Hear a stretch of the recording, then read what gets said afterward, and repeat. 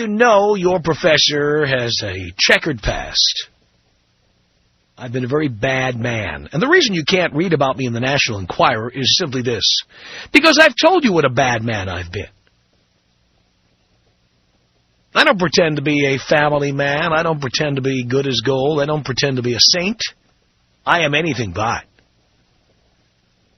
I've done bad things. I've smoked pot. I've done ecstasy. I've done acid, mushrooms. I have been married and divorced 4 times. I have screwed around. I've been a victim of somebody screwing around on me more than once. I have been involved in illicit relationships. I've told many of the tales of many of these on the air, the ones that have good radio value.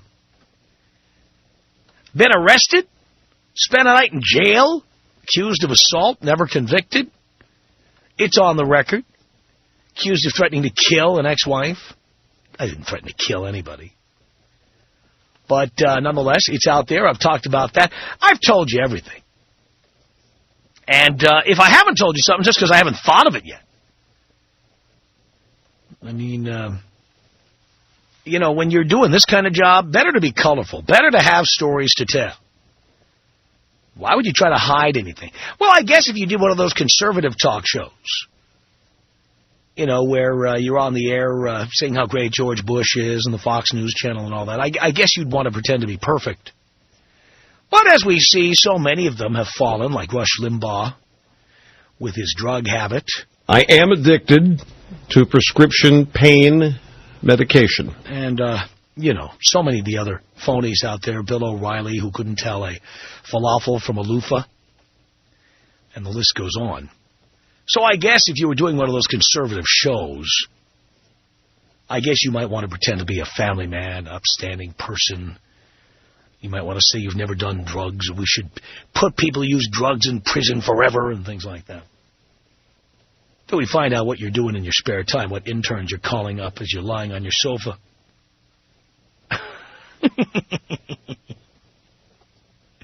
I just love that stuff. See, in my position, I'm so outrageous. What would surprise you? I mean, what could I possibly say about myself that would surprise you? I'm gay? Well, I'm not gay, and nobody's ever been with me, okay? And, you know, no point in even speculating about it. Somebody could say I'm into blondes. I have dated a couple of blondes, but they're not my faves. They're just not. I like darker hair, darker skin. That's what I like. It's always been my taste. With few exceptions. Bottom line.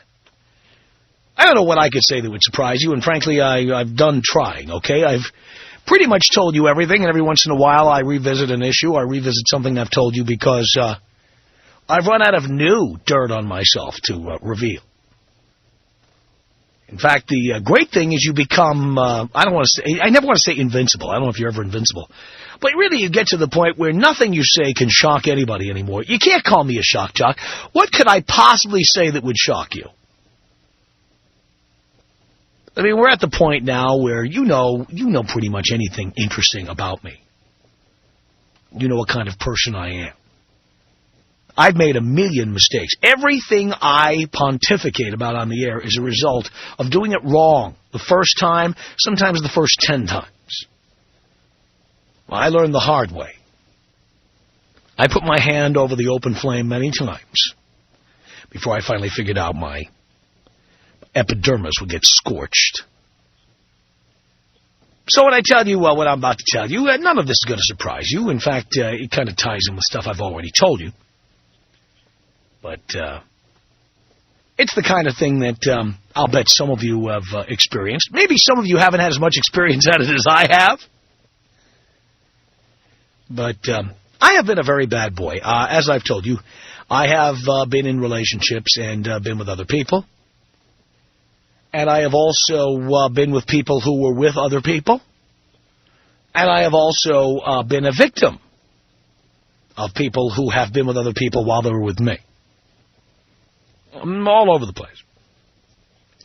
But recently, there's something I'd completely forgotten about that I thought was interesting to talk about as a topic. One time, I was dating a woman who was married. She was married to a guy who, I'm not going to say what he does for a living because he may be a listener for all I know, and I don't want to give him the satisfaction. But he had a job that took him out of town for 6 months at a time. And why do I preach all the time to you boys? You can't be in the military and expect to have a monogamous relationship.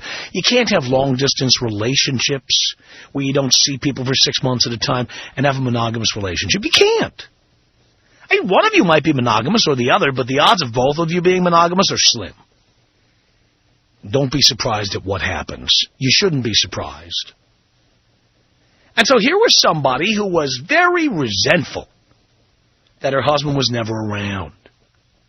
He'd go away. Sometimes he wouldn't call for 2, 3, 4 days at a time.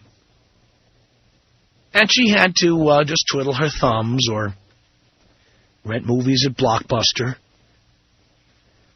Hot chick. Beautiful body. And, her husband apparently was a piece of ass, too, for that matter. She wasn't with him because he had an incredible career. He just, was a guy who was built, looked great, and he was never around. So her attitude about this is not what I signed up for. Not what I signed up for. And so it started with, her hanging out and telling me the problems with her husband. And all I hear when she's telling me this is blah, blah, blah, blah, blah, blah, blah, blah. She thinks I'm listening to her, and I'm like, telling me the whole story about how he doesn't pay any attention to her. He's never around. And I know why you're telling me this, sweetheart, so I'm just going to sit here and appear fascinated, even though I'm not. And he doesn't call me for days at a time, and this is not what I signed on for. And yes, I knew what he did for a living when I met him, but, then the reality of it, living with him, and then he's not home half the time.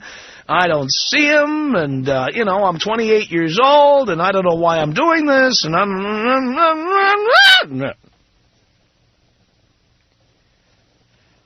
And finally, after having this conversation with her 2 or 3 times, one of the conversations was in the evening.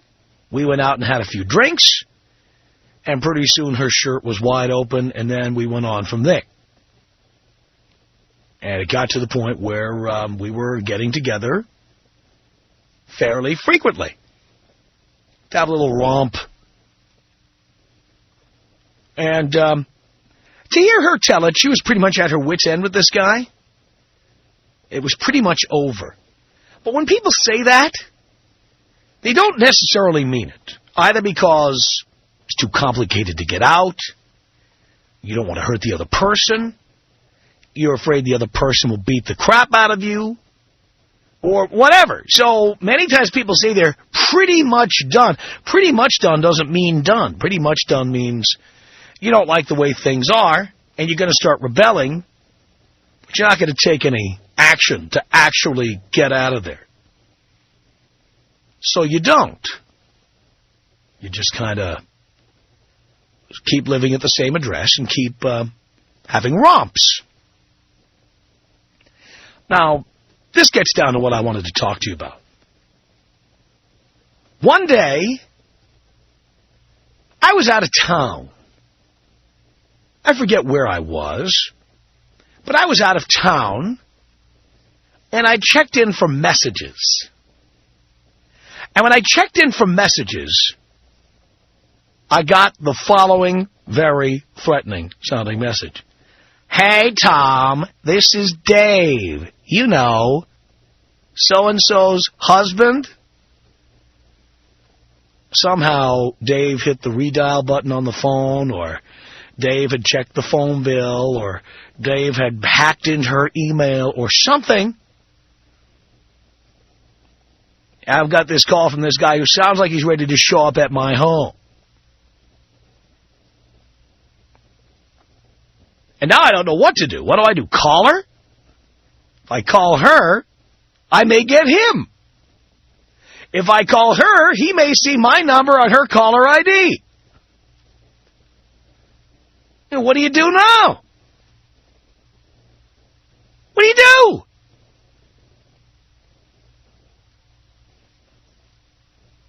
And, of course, I'd done something bad, something wrong. You know, I wouldn't say I violated the guy code because I didn't know this guy. Wasn't a friend of mine or anything.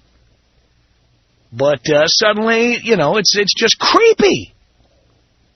Suddenly you wonder what's going to happen next. And that's not the only time I did that. Indeed, I dated another woman who was not legally separated, but her husband went to another country and only came back occasionally to visit. He sent no money. I don't even know if he was earning any money. But he wasn't making enough money here, and so he went back to the country where he came from. And maybe every 6 months he would show up and stay for a week and then leave. He'd be back in the former country, leaving his wife just living in the San Fernando Valley with rent to pay. And when she was living in the San Fernando Valley and she had rent to pay, she and I had this situation where we would talk to each other. And again, these things all pretty much start the same way. It starts with her telling all the bad things about him. He's never around. I think he's seeing other people while he's in the other country.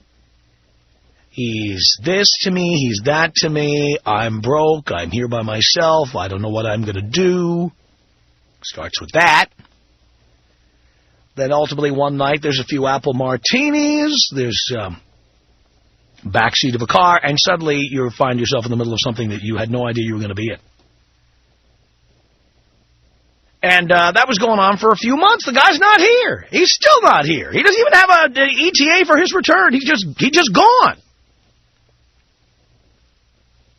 And one day he comes back.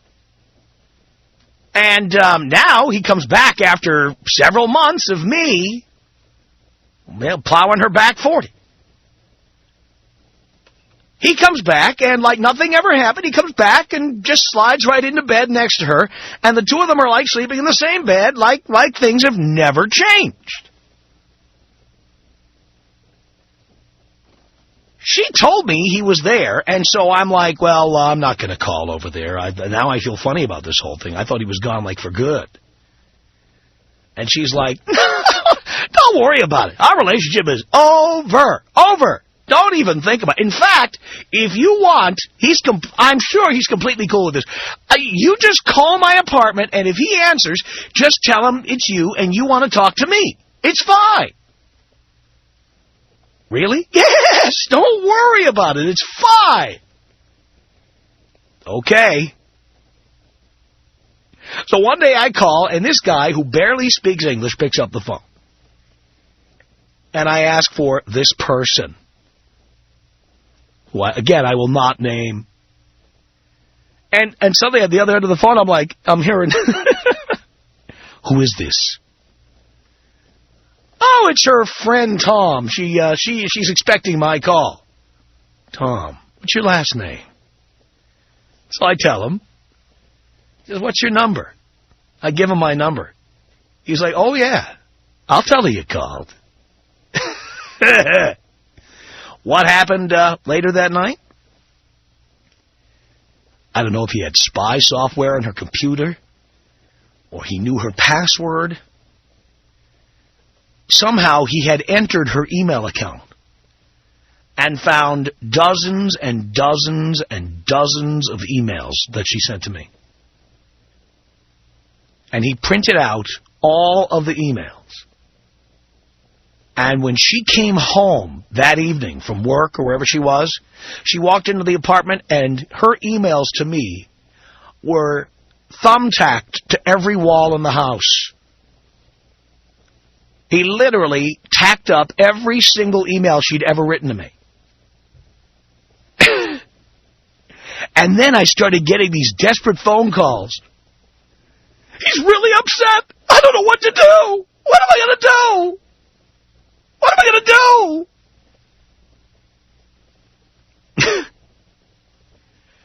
And I don't know what to tell you to do. You're the one who told me this relationship was all over. You didn't tell me he was going to come back and slide under the covers with you. Told me it was over. And this was another one who, like, was pretty much fed up, was pretty much going to get a divorce, but never did. She just stayed married, stayed with the same last name, and, after he left and went back to his country, she continued to see me like nothing ever happened. But did she get a divorce? No. He could have come back at any time. Did she care? No. There's a lot of that out there. But when you get that phone call, when you get that knock at the door, ever get that knock at the door? Or, the threatening phone call? Ever get the call from somebody who says, I'm coming over there right now? All right, you've done something bad like this, okay? You've been with some guy's girl, and he found out. And what's he do next? Does he show up at your place? Does he call you and tell you, I'm going to be there in 15 minutes? Do you stay? Do you run? What do you do? Have you ever gotten a call like that? Have you ever gotten a visit from somebody like that? Have you ever been in a situation like that? How did you handle it? Tom Leykis. 1-800-5800-TOM. Tom Leykis. 1-800-5800-866. The only women who date nice guys all along are women who are not that attractive or are kind of chunky. Yeah, but I date a nice guy. You're probably kind of chunky. It's the Tom Leykis Show.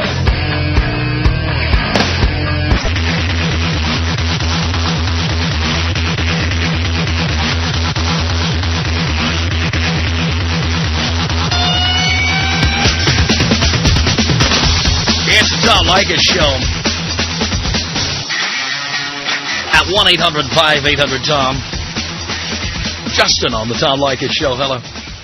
Tom, what's up, my big papa? Not much. My stocks, my paycheck, my ratings. Other than that, Justin, not much. Not here. Hey, all right. So, I started seeing this married Colombian chick. She was smoking hot, and her husband kind of knew about it. Basically, wait. Let's take this one step at a time. What do you mean he kind of knew about it? Well, I mean, he was kind of following me. He followed me around, had friends looking at me, whatever, and he knew where I worked. He knew like a lot of information about me. So he chased me down at work. He's following me. So I darted in the parking lot, and he's waiting in front of my job to confront me. But the thing is, he was like a really cool dude. He was real nice, real whatever. And I sat there and talked with him for about an hour. And I thought the guy was just going on a scrap, at first. I thought he was going to want to go down. But he was just like, hey, my wife tells me she doesn't love me and this and that. What are you doing with my wife and all this? And I was kind of like, hey, I'm not doing anything. But, if she's there for me, I'm going to be there. That's it. And so that was it. The guy left. And so we're all friends, whatever. He has to drop her off at my house. So he knew about it, but he couldn't do anything about it. So if he got out of line, he knew that she was, it was completely, over with them. Wow. So he was cool with you, ultimately? Ultimately, yeah, but he was kind of like this underlying thing. He knew if he effed up with her that, they're through.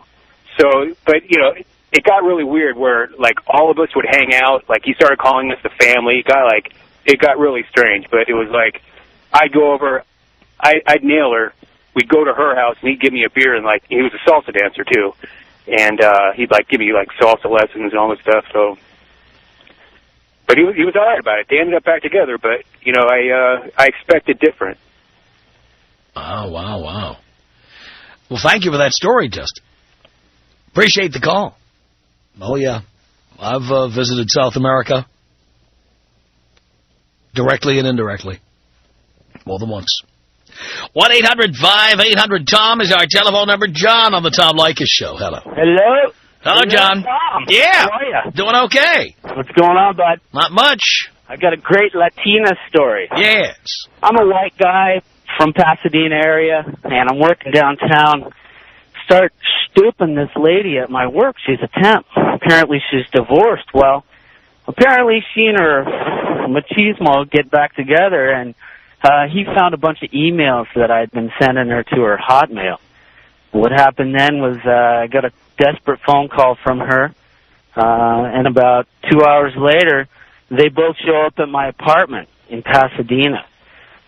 He starts beating her, yelling and screaming at me for me to come out. And what I had to do was I just had to call 911. I didn't know what he was going to do to me. Yeah. So what did he do? I locked the door. I just watched. Called 911. Waited for the police to show up. Johnny Law came and got him, and that was the last time I heard from her. I'll bet it was, because she probably expected you to go out there and defend her.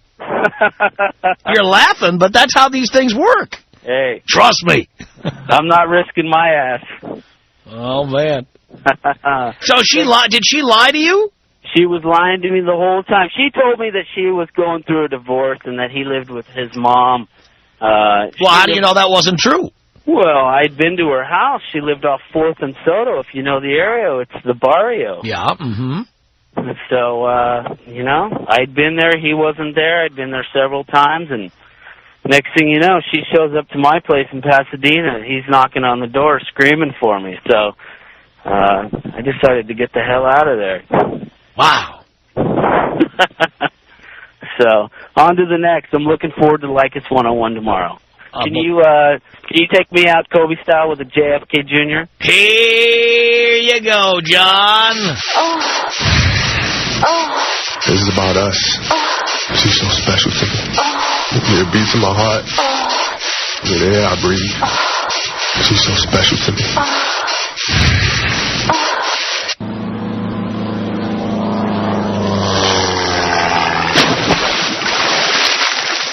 1-800-5800-TOM.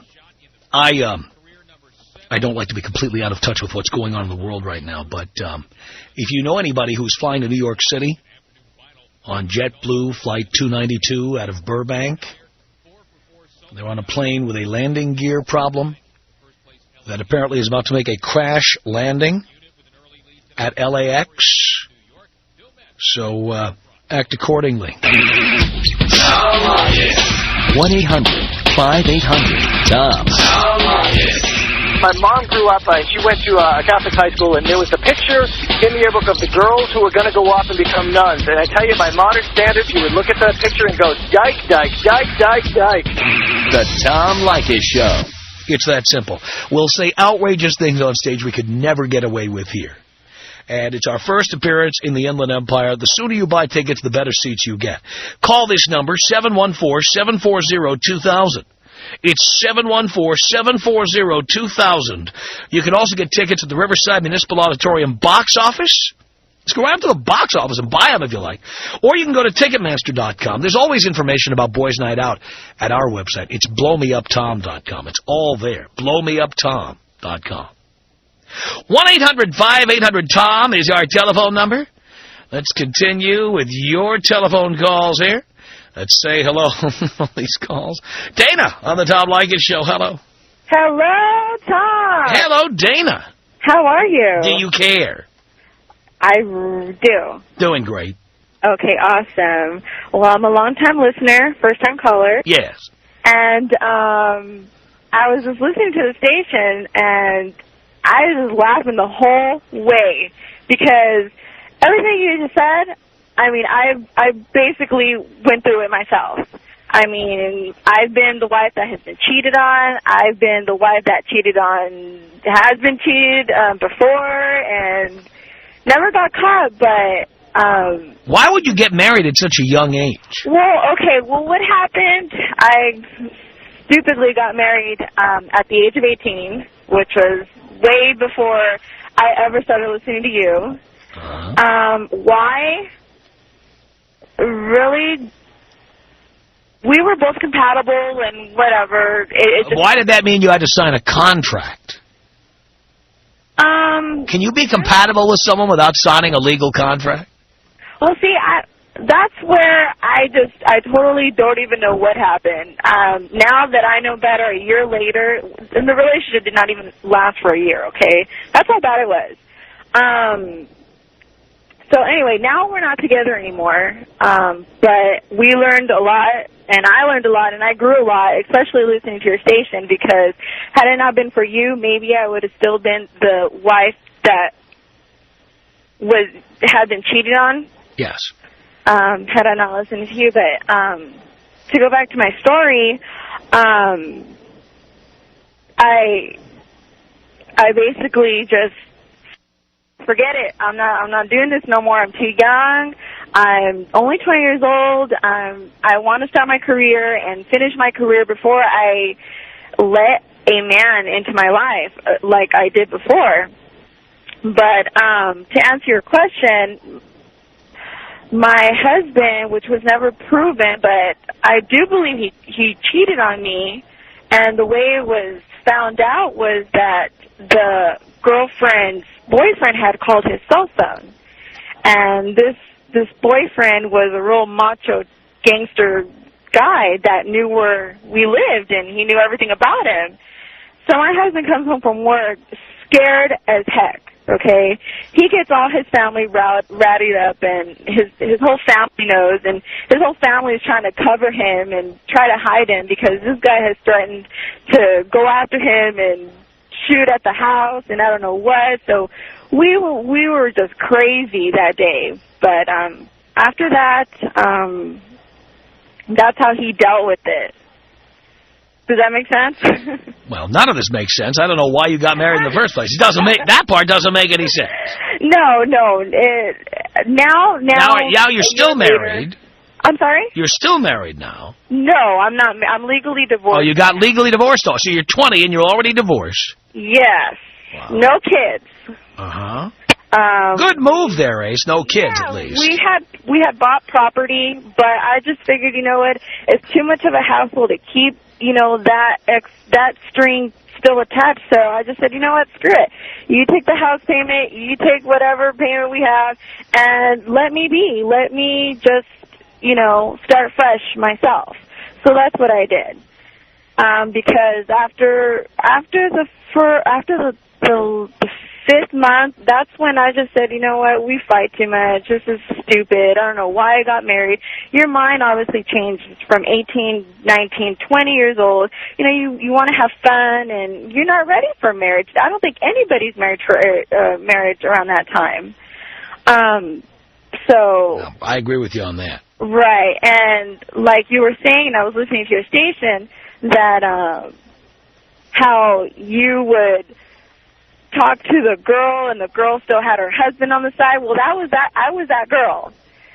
I would, talk to these guys, and I would first come up to them and tell them, how horrible he is to me, and he does this and he does that, and he doesn't pay attention to me. He puts his friends first, and it was just funny. It was just really funny to me because I could relate to that so much. And now, a year later, that relationship didn't even last for a year. Yeah. Which I think is funny, but now I'm so grateful that, I listen to your station and then I get your advice, and, now I'm a Tom Leykis listener, so. I'm glad to hear that, Dana. Thank you very much. I really appreciate the call. It's 1-800-5800-TOM. Talking about some of these situations people get into when they're, I don't know, you're involved in some hanky-panky with somebody, you're married, they're married, whatever, and suddenly you get a phone call or a knock at the door. Somebody shows up. What is that like? Again, I mentioned this earlier this hour. We're not a news program. We don't have a news department. And I just know that we have listeners in this area, and I don't believe in being completely out of touch with what's going on. But if you know somebody on JetBlue Flight 292, which took off from Burbank about 3 hours ago for New York, well, you'd better make a few phone calls, because that flight right now is about to make an emergency landing at LAX. Its landing gear is turned 90 degrees the wrong way, and they've been flying around in circles over Southern California, dumping off jet fuel. They're about to try to land this plane at LAX, and they may be doing it without landing gear. And this is a big story right now breaking in Southern California. So those of you wondering if you're listening to a tape or a rerun, you're definitely not. I know many people who've flown JetBlue. It's a great airline. They never have a problem. And by all accounts, just great customer service, wonderful place to fly. And I don't know that they've ever had a situation like this. But we have listeners in our Southern California listening area who live in the area of LAX, Westchester, Inglewood, what have you. Just keep your eyes open because this is about to happen sometime in the next 10 minutes. And it's going to happen on live television. And I'm just letting you know this. I would not necessarily want to send you somewhere else, but I know that sometimes we've got listeners who are affected by situations like this. So, again, it's JetBlue Flight 292. It took off from Burbank before 3 o'clock. And they are about to make an emergency landing at LAX, and everybody's got their fingers crossed that they can pull this off safely. But we don't know if they can. So if you know somebody on the flight, you might want to check with JetBlue and see where things are at, or just check with click on a television and see what's going on, because it's all live on television here in Southern California. And I have to imagine that it is also going to be on CNN at some point. In fact, taking a look at CNN right now, yes, it is on CNN as well. And again, we do a radio program and we compete with other media and what have you. But this is a big story, and I want you to be aware of it. We'll take more calls coming up. Tom Leykis. 1-800-5800-TOM. Tom Leykis. 1-800-5800-866. As soon as she got pregnant, she decided she didn't want to get no more Hummers. Well, if I do that for you, you have to buy me a minivan. You know what? I bought her a minivan. Did you get a PJ for that? Yeah, matter of fact, I did. There you go, you see? The Tom Leykis Show.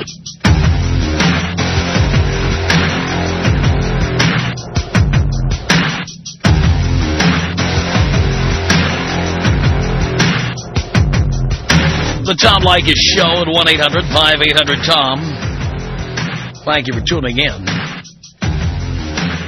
Boys Night Out comes to Seattle's Paramount Theater a week from Friday, September 30th at 8:30 p.m. for tickets. You can call Ticketmaster at 206-529-4051. I'll be your MC. I'll say outrageous stuff that you'll never hear on the radio, along with Bobby Slayton, Steve Brewer, John DeResta. Outrageous stuff that ties into everything we talk about here on the radio. 206-529-4051 or visit Ticketmaster.com. You can always go to blowmeuptom.com as well. 1-800-5800-TOM is our telephone number. Let's say hello to, look at these, Sean on the Tom Leykis Show. Hello. Hey there, Tom. How you doing? Doing okay, Sean. All right. Well, first-time caller. I had to call in. This one hit pretty close to home with me. I was working in downtown L.A., similar to the other guy's story, and worked with this beautiful girl. She's Central American, El Salvadorian girl. I mean, just gorgeous. Curly hair, dark skin, the works. And, she gives me the same story. Oh, we're getting separated, we're getting divorced, blah, blah, blah. And so, she starts coming over. I worked the late-night shift, got off work at 12 o'clock at night, every single night, Tom. She's outside my house waiting for me. It was great. Really? For about 8 months we did it like that. Every single night, just like clockwork. She's calling me, where are you? How long until you're home? And so one day, I get a call from her husband. And this just gives you an idea how hot this chick was. He was so pee-whipped that I just fed him this BS line of, I work with her, my cousin works with her, or something like that. And he just went, oh, okay. And that was it.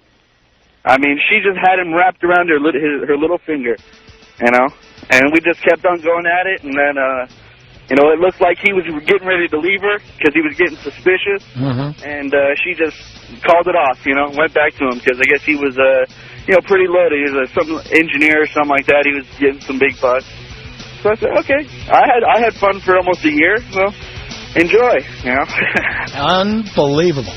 Sean, thank you for the call. Our email address is my name. It's Tom@blowmeuptom.com. The Tom Leykis Show.